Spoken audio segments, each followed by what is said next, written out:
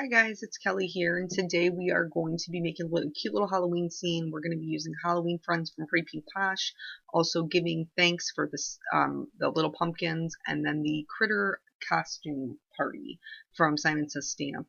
So I already cut all my masks and I laid everything out. This is a trick that I like to use when I'm doing little scenes. If you're going to have masks for everything anyway, I always lay them out how I want and then just trace the bottom edge.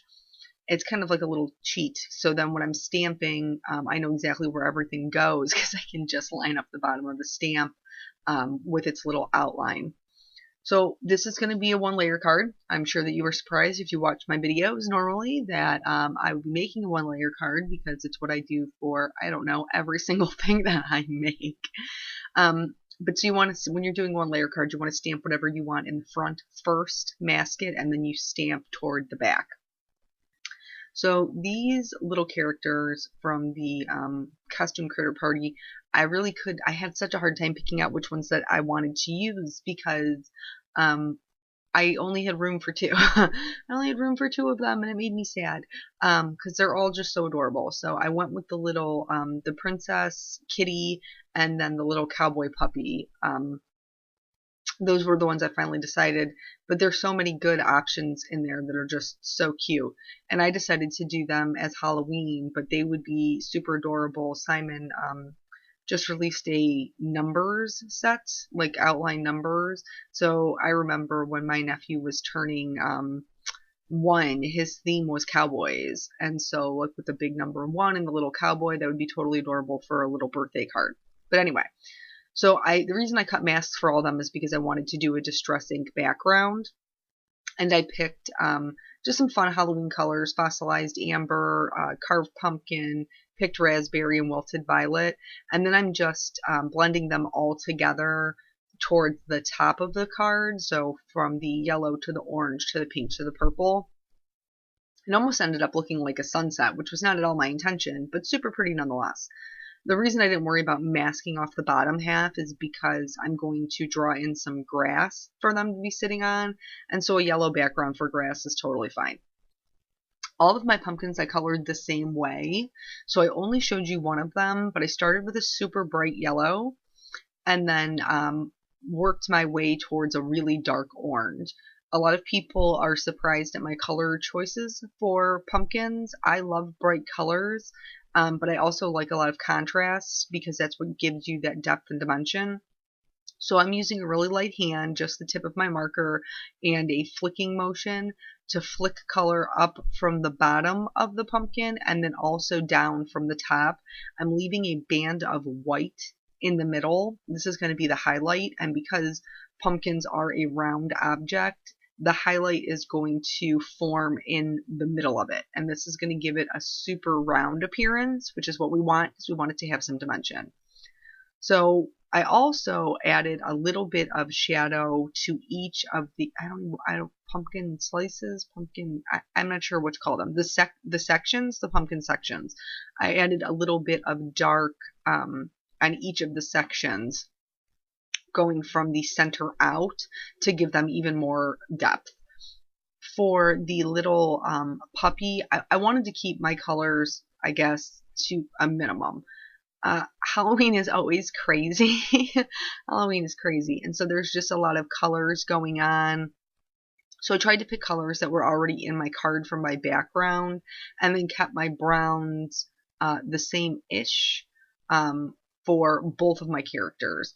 So I thought he would be cute with a little patch over his eye and a little white ear and a little white belly. So I just added that in. You can basically, however you want to color your dog, there's all kinds of, coats and what have you. So you can make yours whatever you want. I just thought he would be, super cute and a little more interesting with a little patch going on.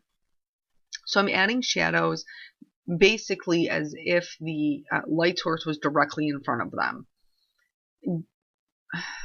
Sometimes it's hard to explain when you don't have something that makes sense. A lot of people, when they color, this is how they color like normally. They're not coloring as if they have a light source. And so they do what they call like central highlighting, which is what I'm doing here. And that's how they would look if there was a light directly in front of them.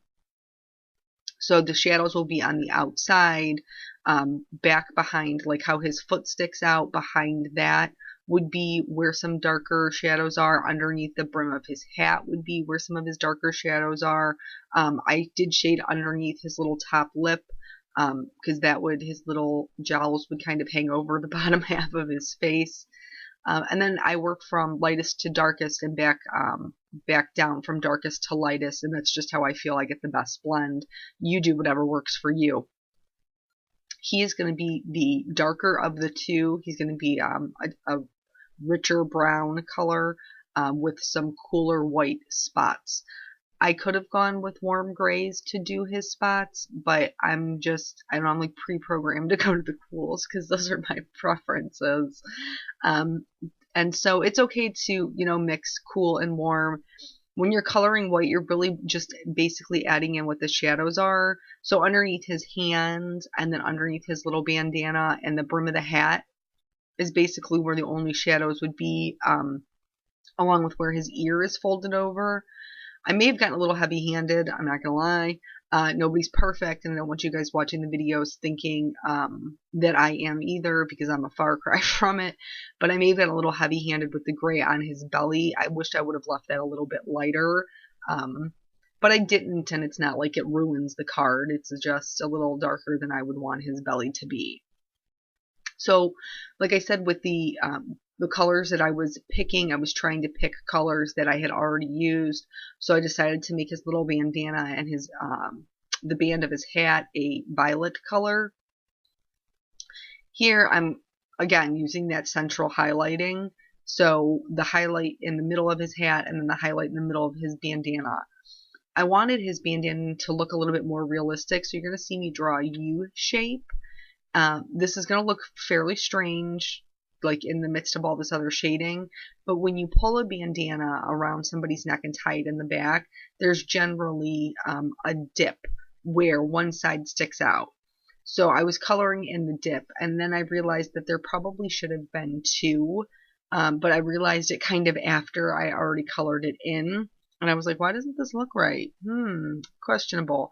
Well, the reason is because there probably should have been two, and I add it back in, but it's not as good as it could have been because I had already added all that other shading on top, because I'm trying to figure out what the problem is. So here's where I go in and add the second one. There should be a much brighter highlight underneath that little mini line I added in. So that's just something to think about when you're coloring. Whenever you're coloring a fold or a dip, there should be a highlight for both of the sections. I tried to recreate it by going in with the lightest color and just kind of going back and forth to clear out some of that color, and it helped a little bit. But again, it could have been better, self-admittedly. For his hat and then for her hair, I'm using some cooler colors, almost like a platinum blondish, but then it just, like when I was looking at the I'm not gonna lie, when I was looking at the colors, it just felt super super cold, and so I wanted to add in a little bit of warmth. So I'm kind of making my own color combination, adding in a Y21 and an E55 just for a little bit of warmth. Again, for the shading, if it was a centralized light like that, the folds of his hat are going to be darker. The top of his hat where it would fold down, and then just the center of his brim would be the darker points on this, because the entire edge of that hat is going to be the highlight. So that's exactly how I colored it. I just went through and kept just building up that color. I will tell you, using the E40 as my lightest color really did wash out a lot of the other colors big time. So because I'd never worked with this color combination before, I didn't really realize that it was going to do that. I went back in with the Y21 and just kind of did like a crosshatch design on his little hat. Just something to give it a little bit more interest. You can't even tell in the video. You can see it. It's very subtle in real life, but that gives it a little bit more color as well. And then I'm doing her hair in the same colors we just used for the hat. we're going to go back to just like we did with the pumpkin, the flicking motion and just the tip of the marker, and we're going to be flicking color both up and down, because her highlight would, with hair, a lot of times the highlight is what makes your hair. So you want to make sure that you keep that part is super important. And because this would be a more rounded object, especially with her braid, the ponytail part of it, since we want to give it that roundness, that's why we do the color on the top and the bottom, leaving that highlight in the middle. In areas this tiny, it can be rather difficult to do that. I'm really only doing 1 or 2 flicks of color in each section, and I'm keeping them very small so that I leave that white area in the center. For me, and maybe you have a little bit more self-control, but for me, a lot of times when I'm adding in the color on braids, I usually just do like a line on the side. I don't even try to blend it the first time around. I wait for the second time so that I don't eat up that highlight. I just add little lines right on top of each other, and they'll start to bleed out into that white area just a little bit. And for me, that's more than enough to get a good amount of color before I go back in with my lightest and just kind of blend everything out. Hair can be a little tricky to do this way when it's so small, and you certainly don't have to. You can, just color it solid. I just feel like it looks nicer with the highlight. Then for her tail, for the centralized coloring part of it, the highlight would be in the middle of the tail, but her tail is so slender, it's going to be really hard to do with all 4 colors. So I didn't even try. I colored it solid with the lightest color, and then I'm just going to add in shadows on either side with the darker color, and you'll see when we get there. It was just too tiny, and I knew that all the colors were just going to bleed in together. So I kept her much, much lighter. I'm using the same colors I did for the cowboy, for the little puppy. All of the same ones, the E53, the 55. I didn't go all the way out to the 59 though. I just used the 57, and I was much lighter handed with the 57 because I wanted her not to have the same exact look as him. So underneath her chin, where her sleeves are, and behind her nose, I added where the darkest color would be, and then just blended that out with the E55. I didn't put a ton of the 57 on her face, like I said, because I wanted her to have a lighter look than he did. I did basically just enough to blend out my darker color, and then I really concentrated on filling her in with that E53. So you can get completely different looks with the same color family. I know you've heard me say that before, especially if you don't own a ton of Copics. Just use what you have and just use them a little bit differently maybe. Adding more or less of individual colors will give you a different look. For her crown, I just used the same cool grays to make her a little silver crown. Being very careful not to add a ton of the dark gray. I wanted it to be light, and then I have an accent pen that I'm going to use later. Her dress I thought would be cute to do pink. I used pink in the background, so I just kind of picked. Normally I go with a like a 02, an 04, an 09, but I wanted the pinks to match what I had already used, and the 25 family is more of a reddish pink, which matched much better, so that's what I opted to go with.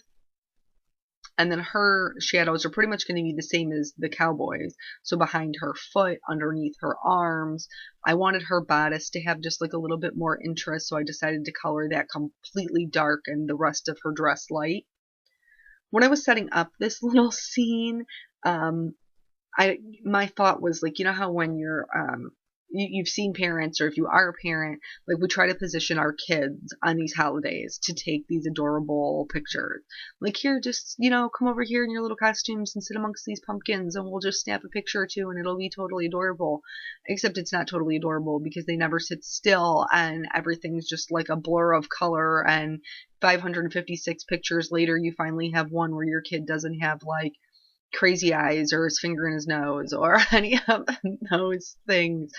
And, people on Facebook are like, oh my gosh, your children are so cute. I can't believe they sit that nice for a picture. And only you really know that you struggled for 2 hours to get this pumpkin picture that basically they're never going to remember that they took anyway.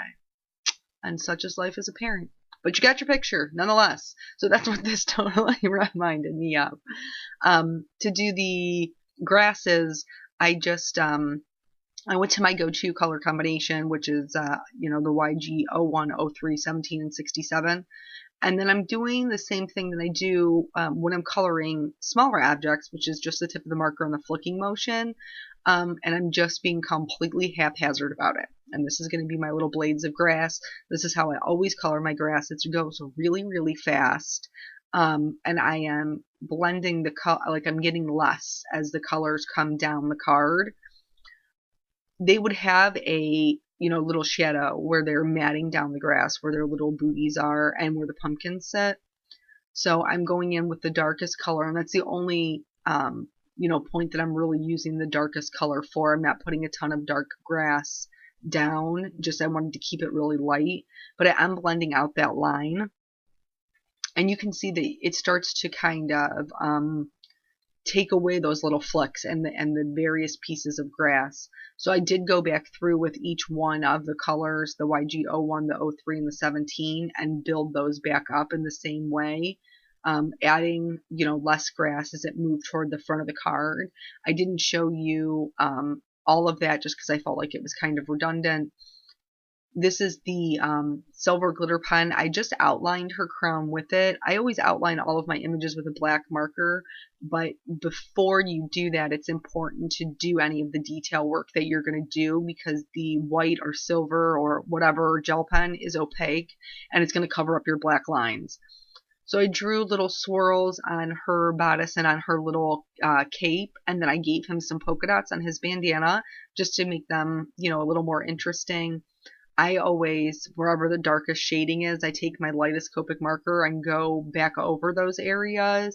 Do this at your own peril. They say it can ruin the nibs of your markers. I have decided to risk it, and I've never had an issue. But you do you. Take responsibility for your own markers. I outlined it with my writing pen, and then here I'm going to go ahead and stamp the sentiment. I'm using black Simon Says Stamp ink, which is one of my favorite inks for stamping sentiments in. It's crisp and has never given me any issues. In order to make that sentiment a little bit more legible, I'm outlining it with my white gel pen. And then I added a couple of sequins from Pretty Pink Posh, and that's it. That's the whole card.